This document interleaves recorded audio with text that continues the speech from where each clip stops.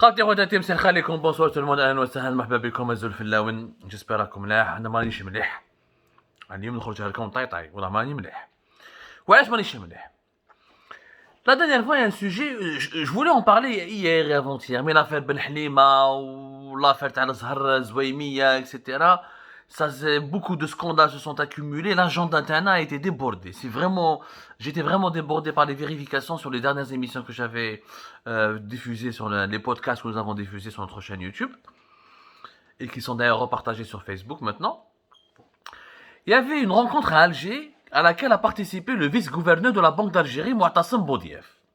Et la rencontre elle a été organisée par un think tank, l'un des rares think tanks en Algérie. On n'a pas la tradition des cercles de réflexion. Dans la réflexion, on a les critiques, ou les polémiques, ou les attaques personnelles, mais la proposition, la construction d'une solution, on n'a pas On a le think tank CAIR, cercle d'action et de réflexion autour de l'entreprise. Il a organisé, c'est un think tank qui existe depuis plusieurs années, il a organisé une rencontre sur la transition numérique, sur l'économie numérique, sur la relation entre les paiements, sur les paiements électroniques, les finances, comment le numérique peut aider le secteur des finances à se développer en Algérie. Il y avait le vice-gouverneur de la Banque d'Algérie, M. Mouatassem Boudieff, l'Algérie fait encore partie des pays, ou des rares pays au monde, ou des derniers pays au monde qui interdisent l'usage des monnaies numériques. Le sujet notre pays interdit catégoriquement l'usage de la monnaie numérique. Interdictement, catégoriquement. ما تقدرش تستعمل la monnaie numérique. Subhanallah. واش يقولهم effectivement ce n'est pas possible, la loi actuelle ne le permet pas et on ne peut pas et la loi actuelle il faut savoir que la loi cette loi qui réglemente tout le secteur financier, tout le secteur bancaire en Algérie, la loi sur la monnaie et le crédit. On dit la loi sur la monnaie et le crédit, depuis les années 90 en Algérie, elle limite la monnaie nationale à l'aspect fiduciaire. On entend par monnaie uniquement les billets et le cash. C'est-à-dire la définition de la monnaie en Algérie. Alors que le monde entier se dirige vers les crypto-monnaies, ou les monnaies numériques, alors que le bitcoin a une évolution depuis plusieurs années, alors qu'il y a plusieurs monnaies, plusieurs pays africains ont lancé leur propre monnaie numérique, l'Algérie, elle définit toujours la monnaie par l'aspect fiduciaire. Et c'est la loi sur la monnaie et le crédit qui limite, qui interdit catégoriquement l'emploi d'une monnaie numérique nationale ou des autres monnaies. La Banque d'Algérie, dans toutes les lois de finances de ces dernières années, il est interdit d'utiliser les monnaies numériques en Algérie. Donc il faudra changer toutes ces lois et se doter d'une nouvelle loi sur la monnaie et le crédit pour pouvoir envisager éventuellement l'utilisation d'une monnaie numérique, et le débat ne se pose même pas au niveau de la Banque d'Algérie comme au niveau de toutes les autorités algériennes. Mais il n'y a pas de réflexion là-dessus. Il n'y a absolument pas de réflexion. Et pourtant, en 2021, deux pays africains importants ont lancé leur monnaie numérique nationale. Vous avez le Nigeria avec le Naira, qui en été 2021 a lancé cette monnaie-là. Le Nigeria est le plus grand pays d'Afrique avec plus de 200 millions d'habitants. Octobre 2021, il a lancé le Naira, qui est la banque centrale. La banque centrale nigériane a lancé sa propre monnaie numérique. En plus, depuis septembre, il y avait le Ghana, un autre pays de l'Afrique subsaharienne, qui a lancé une monnaie numérique, la ICADI, la ICD plutôt, la ICD, une monnaie numérique nationale émise par la Banque centrale du Ghana. Donc elle est sécurisée puisqu'elle correspond, elle est réglementée par la Banque centrale. Ce n'est pas comme les autres monnaies numériques comme le Bitcoin, qui ne sont pas émises par une institution, par une banque centrale ou par des autorités, et qui sont émises par un réseau indépendant, hors bancaire, hors banque, hors institution de finance, hors institution financière internationale, hors circuit financier. Ça, c'est les banques centrales de ces deux pays, le Ghana et le Nigeria. Comme le Madagascar, depuis 2021, il travaille pour développer une application pour lui permettre d'avoir une monnaie nationale. Comme l'île Maurice, qui a sollicité le FMI pour essayer de travailler sur le projet d'une monnaie numérique nationale. Vous avez le Rwanda, vous avez le Kenya, qui sont en train de travailler là-dessus. Il y a une réflexion qui a été lancée au Maroc et aussi en Tunisie, même en Égypte, pour se doter prochainement d'une monnaie numérique nationale. بخاطر l'Algérie, la Somalie, le Soudan, ما على باليش الدول المتخلفة هذو ما زادني في بالهم la monnaie numérique c'est interdit. Et pourtant les avantages de la monnaie numérique sont énormes. Le Nigeria, là en ce moment, لازم تعرفوا يا جماعة باللي en ce moment le plus grand pays qui il y a au moins 4 grands pays qui ont introduit une monnaie numérique nationale. Maintenant la Chine. La Chine a décidé en avril 2020, elle est devenue le premier pays au monde à introduire une monnaie numérique souveraine. La Chine, ils ont réfléchi. La monnaie numérique, en quoi elle est importante? D'abord, elle permet d'améliorer l'inclusion financière. C'est-à-dire tout le cash qui circule encore dans le marché informel et qui alimente les fléaux de la corruption, les fléaux du blanchiment d'argent, ou là qui ne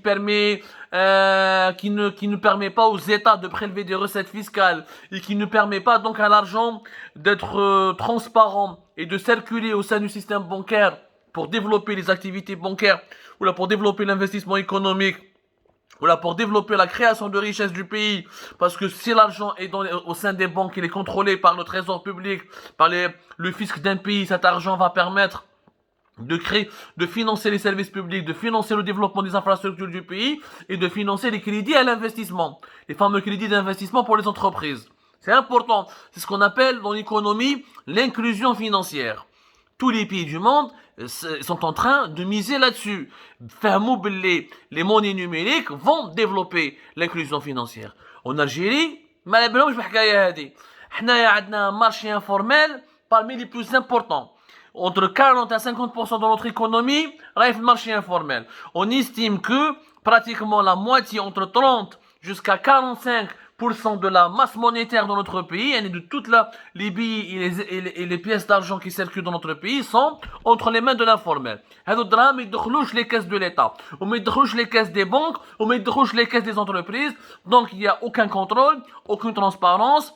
Ça peut être la corruption, ça peut être le financement du terrorisme, ça peut être le blanchiment d'argent.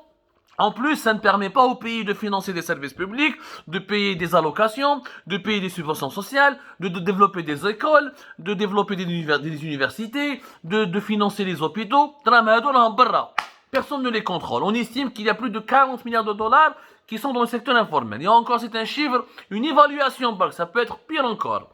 La monnaie numérique va inciter les Algériens et les Algériennes à utiliser une monnaie qui est traçable, que l'État peut réglementer parce qu'elle sera émise par la Banque centrale d'Algérie, comme c'était le cas du Nigeria et du Ghana, avec un portefeuille numérique pour acheter des produits. Donc, ça va permettre aux Algériens qui sont dans l'informel de s'insérer dans le formel et de développer la consommation nationale et donc de développer les recettes fiscales parce qu'il y aura de la TVA qui va être prélevée et de développer l'inclusion financière parce que c'est de l'argent qui va rentrer dans les banques et dans les caisses de l'État à travers le trésor public, à travers le fisc, à travers les prélèvements fiscaux et à travers le contrôle de la Banque d'Algérie.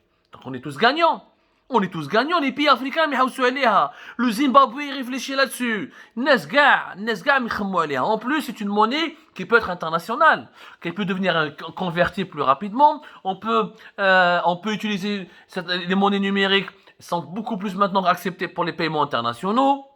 C'est des monnaies, c'est des transactions qui sont transfrontalières, alors que l'Algérie, c'est-à-dire c'est des transactions qui favorisent les rapports internationaux à travers les exportations ou les importations, à travers les ventes des services sur le marché mondial. Donc ça nous permettra essayer de sortir un peu de l'aquarium pour sortir de la dépendance vis-à-vis du pétrole et du gaz, pour essayer de proposer d'autres produits sur le marché mondial en ayant une monnaie numérique qui peut être convertible, qui peut être vendue à acheter.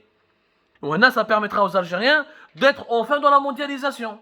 وعلاش لا لا هام لك دي بي افريكان دخلوها وحنا لا بونك d'Algérie يقول لك هو حرام ما نقدروش نديروها القانون مازلنا في واحد القانون تاع التسعينات يعني on veut absolument figer l'Algérie. On veut absolument la bloquer, l'empêcher de se développer. وعلاش يا سيدي نقعدوا حنا دم متخلفين علاش الغانا خير منا النيجيريا خير منا المدغشقر راح يكون خير منا Le Rwanda, راح يكون خير. Maintenant, nous avons les mêmes problématiques, à savoir un taux de bancarisation faible. On a un nombre de banques par rapport à la population qui est ridicule. On n'a pas de paiement électronique, on n'a pas de paiement mobile. Enfin, le paiement électronique, le paiement en ligne, il est faible. Le paiement mobile est quasiment inexistant en Algérie.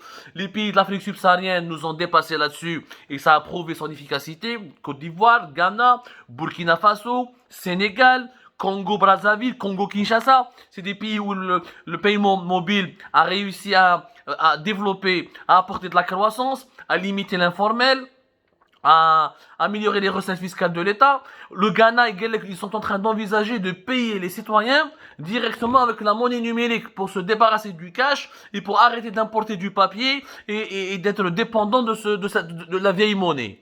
Le monde est en train d'évoluer, Anas. Continuer d'interdire les monnaies numériques en Algérie ou là ne pas penser à la monnaie numérique en Algérie, c'est anormal. Là, bien sûr, il y a des risques. Elle a des désavantages.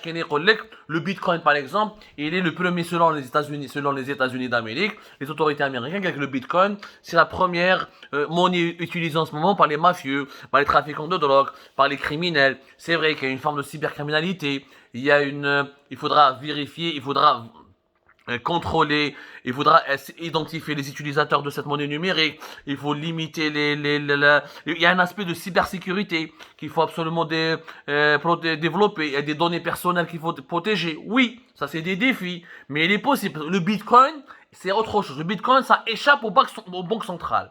C'est une monnaie qui a été créée sur Internet par des internautes rebelles pour casser le système bancaire classique. On n'est pas dans le même... Non, on va pas faire du Bitcoin, on peut faire une monnaie émise par la Banque d'Algérie, par le système bancaire. Ça sera juste numérique.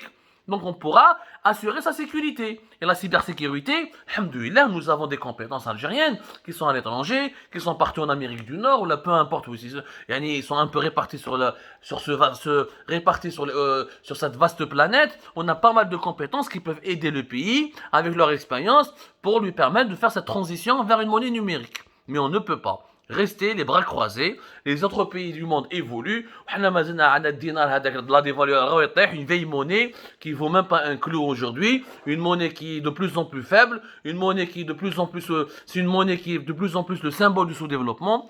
Alors que le monde progresse, avance et va vers des révolutions et voilà des solutions révolutionnaires pour dessiner l'avenir. Nous sommes en train de rater l'avenir. Après avoir raté le présent, on ne peut pas se permettre aussi de rater l'avenir. Il est temps d'agir. Et sur ce sujet, lançons un débat, faisons des pressions, faisons des propositions là-dessus. L'Algérie doit accepter l'usage des monnaies numériques et elle doit se doter rapidement d'une monnaie numérique. Les bienfaits de cette monnaie numérique sont supérieurs à ses méfaits.